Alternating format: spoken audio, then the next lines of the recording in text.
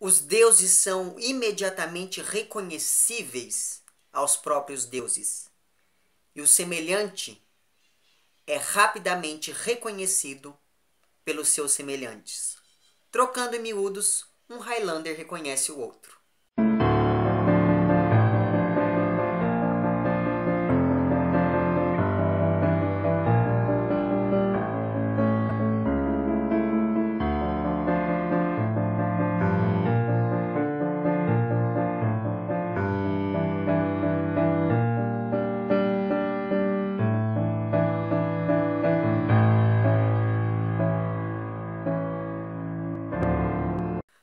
Olá pessoas, esse é outro vídeo meu aqui na internet e no vídeo de hoje então vamos falar sobre o quarto volume de Em Busca do Tempo Perdido, ou seja, vamos falar sobre Sodoma e Gomorra. Eu não sei o que aconteceu com o Proust, eu não sei que drogas ele usou, mas esse livro ele é extremamente diferente dos anteriores. Tanto no que diz respeito a algumas coisas que vão acontecendo na temática do livro, algumas coisas que vão acontecendo com uma certa recorrência dentro da história, mas também principalmente há uma mudança visível e palpável na linguagem que ele utiliza para construir aqui esse romance, que é uma linguagem, uma escrita muito mais direta do que a que ele utilizava nos anteriores. E justamente por ser uma escrita mais direta, ele acaba se afastando muito, em alguns momentos aqui, daquele lirismo que ele havia utilizado em livros como, por exemplo, A Sombra das Raparigas em Flor. Então isso é uma coisa que me chamou bastante a atenção durante essa leitura. Eu não sei como que isso ficou na tradução. Eu estou até pensando em pegar e comprar a tradução de 2 volumes agora para poder ver se isso fica visível no texto traduzido. Mas assim, aqui no original em francês isso fica assim. Inclusive esse quarto volume ele é até mais fácil de ler do que os anteriores, por conta dessa questão toda da mudança na linguagem mesmo. Enfim, outra coisa, e é claro, essa mudança e esse abandono do lirismo, que era uma coisa predominante nos anteriores, acaba criando uma atmosfera mais dinâmica. E essa atmosfera de leitura mais dinâmica acaba sendo reforçada pela presença de 2 coisas que já aconteceram pela segunda ou terceira vez aqui dentro do livro, que é, no primeiro momento, ele se dirigir diretamente ao leitor, isso acontece aqui em alguns momentos no livro, já aconteceu em pelo menos 2, pelo que eu pude perceber aqui, e que não havia acontecido nos volumes anteriores, e uma série de alusões que esse narrador faz ao futuro. Vira e mexe, ele tá falando alguma coisa, ele fala assim, não, mas eu vou falar disso mais pra frente. Ah, eu vou falar disso daqui a pouco.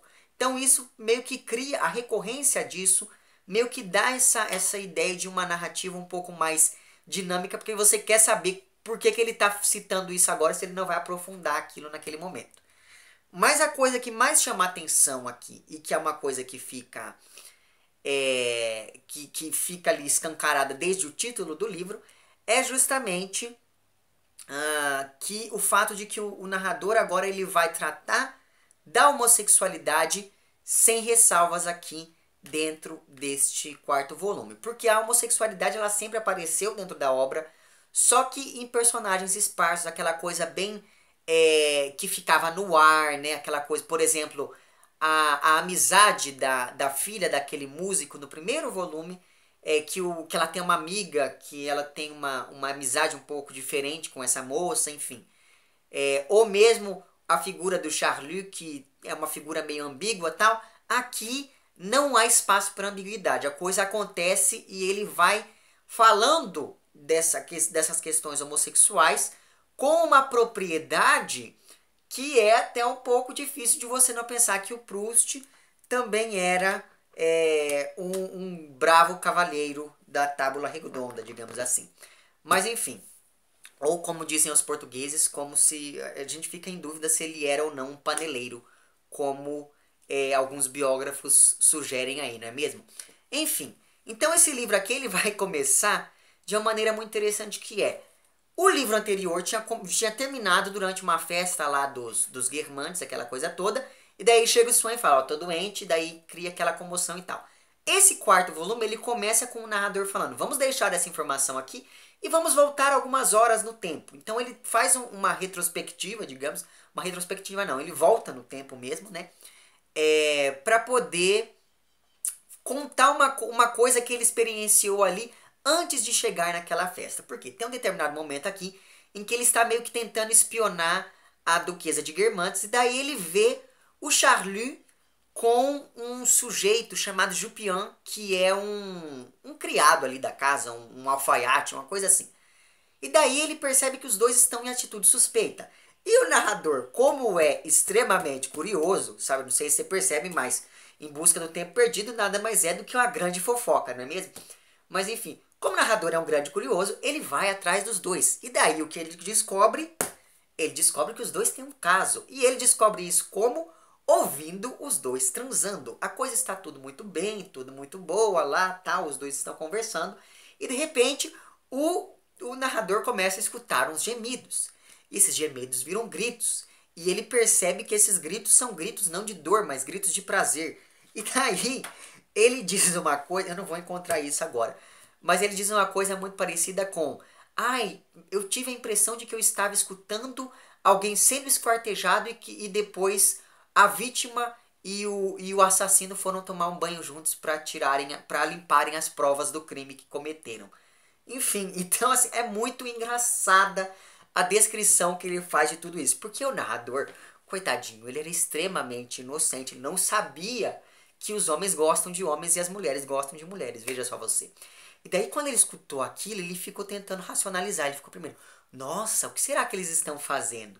Aí quando a ficha dele cai e ele percebe que o Charlie é um grande safadão, ele fala, gente, mas isso é uma coisa de outro mundo.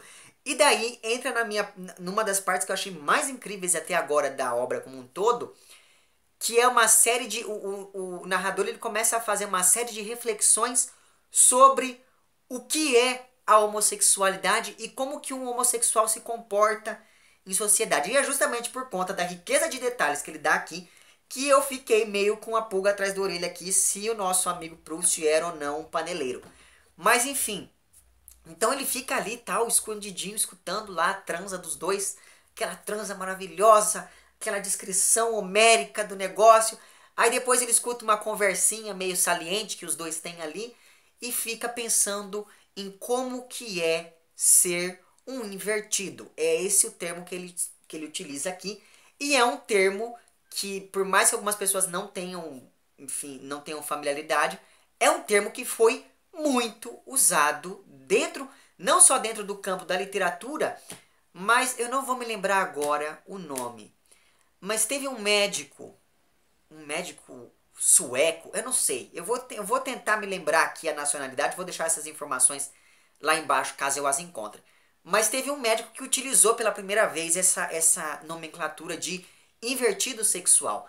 E ele usou essa nomenclatura justamente para designar a homossexualidade como uma doença.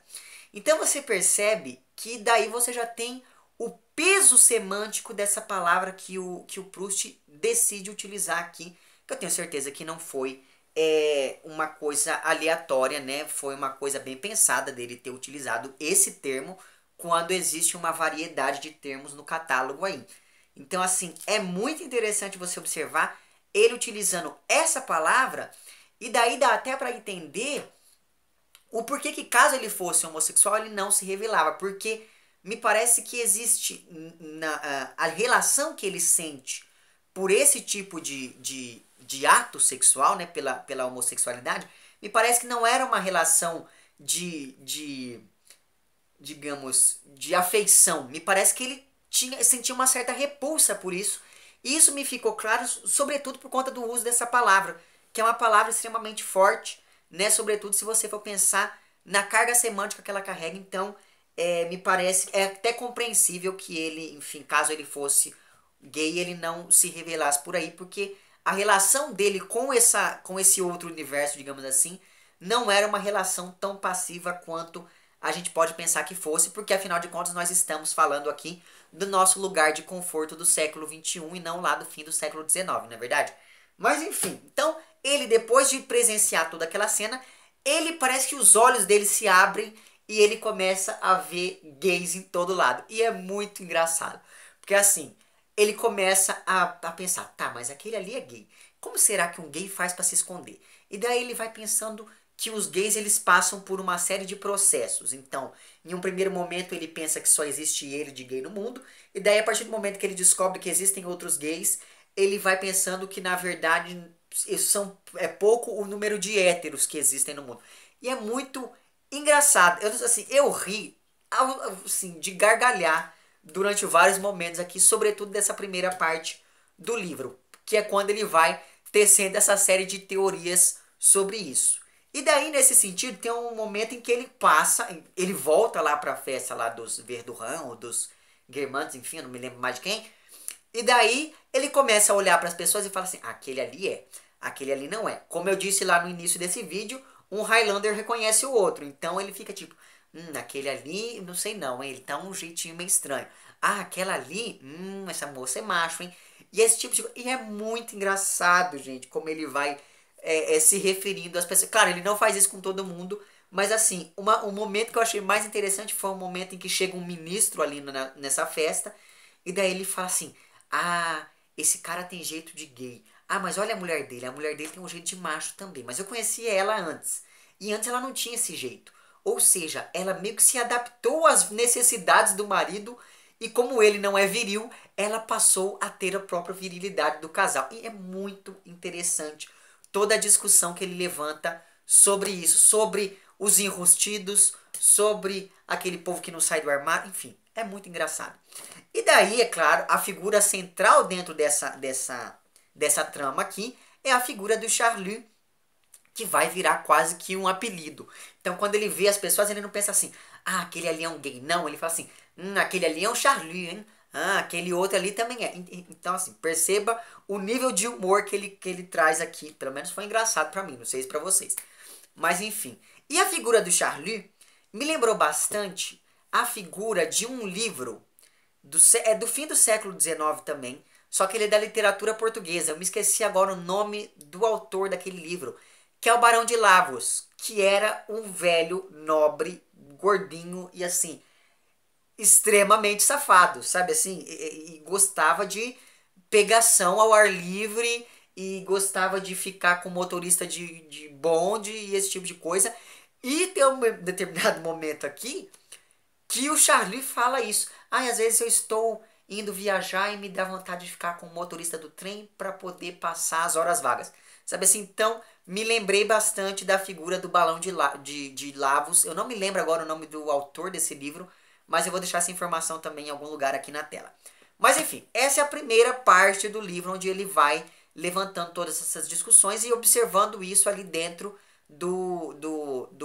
da festa dos Verdurran, ou dos Guermantes, enfim, da festa lá que ele tá. Enfim, então ele volta pra festa na segunda parte, e daí quando ele volta pra festa, ele fica sabendo que o Swan tava tentando entrar na festa, só que é o que acontece, não deixam o cara entrar, porque o Swan, eu percebo que o Swan ele é a pessoa mais sensata desse livro até agora, sabe assim? Ele é, ele é a única pessoa extremamente lúcida para poder olhar para tudo ao seu redor e perceber as coisas quando todo mundo se faz de besta. Mas enfim, e não deixam o Swan entrar na festa porque o Swan, além de defender lá o Dreyfus, que é aquele cara lá do julgamento e tal, o Swan ele é judeu. E daí eu me lembrei de uma coisa, eu não sei se eu cheguei a comentar isso com vocês, mas no terceiro volume tem um determinado momento em que a Odete aparece sozinha na festa. E daí ela começa a pensar e fala assim, ainda bem que o Swan não tá aqui por causa da posição que ele ocupa na sociedade. E daí eu me lembrei, na verdade a gente já sabia que o Swan era judeu. Só que assim, aqui ele tem esse momento de discriminação e é uma coisa bem incômoda da gente ver. Então, enfim, então a gente passa por esse momento de desconforto ali com o Swan. Aí depois o narrador ele vai descrevendo mais algumas coisas que acontecem ali naquela festa. E depois ele volta para Baalbek porque já chegou o verão. E daí quando ele volta para Baalbek, que é aquela cidadezinha litorânea com quem ele tinha ido com a avó lá no segundo volume, aí parece que a ficha dele cai de que a avó morreu e ele passa por um novo processo de luto que se arrasta por páginas e páginas. Inclusive, no momento em que eu parei aqui o texto, é um momento em que ele tem uma espécie de sonho ou delírio, enfim, com a figura da avó e tal. É um momento bem triste mesmo dentro da história, sobretudo se você for comparar com a alegria da primeira parte do livro, mas ainda assim é muito bonito, sabe assim? Aqui parece que o Proust volta a ser aquele Proust lá dos volumes anteriores por conta dessa retomada do sentimentalismo e de todas essas coisas. Em Balbec ele também volta a ver lá a Albertine, que é aquela mocinha pela qual ele havia se interessado lá no segundo volume da série. E daí ele retoma, pelo menos aqui ele retoma assim, eu já percebi que ele vai ir por esse caminho, aquela questão do ciúme, porque assim, a Albertine, ela não tem amarras, sabe assim, ela é livre e desimpedida. E o narrador, ele começa a desenvolver por ela uma relação muito parecida com aquela que o Swan desenvolve pela Odette no fim do primeiro volume do Em Busca do Tempo Perdido. Então assim, me parece que ele vai retomar, ele já está retomando aos pouquinhos aqui essa questão toda do ciúme. E daí tem um determinado momento aqui que é muito engraçado, porque quando ele encontra o Swan lá na festa dos Guermantes, o Swan acaba pedindo para que ele escreva uma carta para Gilberto. E daí, como aqui, depois, lá em Balbec, o narrador ele tá meio que com ciúme da Odette, que ele tá com ciúme da Albertine, porque a Albertine tem as amiguinhas dela lá, e não liga muito para ele, porque afinal de contas eles não têm nada, então ela não tem necessidade de ficar toda hora com ele.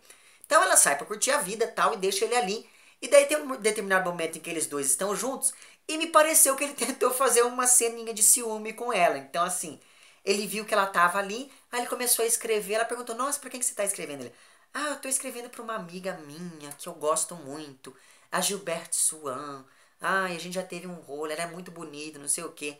Você conheceu ela? Aí a Albertine olha, não, e vai cuidar da vida dela. Mas enfim, e é muito engraçado essa cena. Então me parece que aqui, o que persiste nesse quarto volume é a questão ele vai começar a desvelar esse mundo do arco-íris, né? Então a questão da homossexualidade é uma questão bem presente aqui em alguns momentos. E me parece que a partir desse segundo capítulo, da segunda parte, ele vai começar a falar um pouquinho dessa questão toda do ciúme que já está sendo esboçada aqui no final dessa parte. Enfim, até agora, não sei se você percebe, mas esse daqui se tornou também um dos meus volumes preferidos ao lado lá do segundo volume.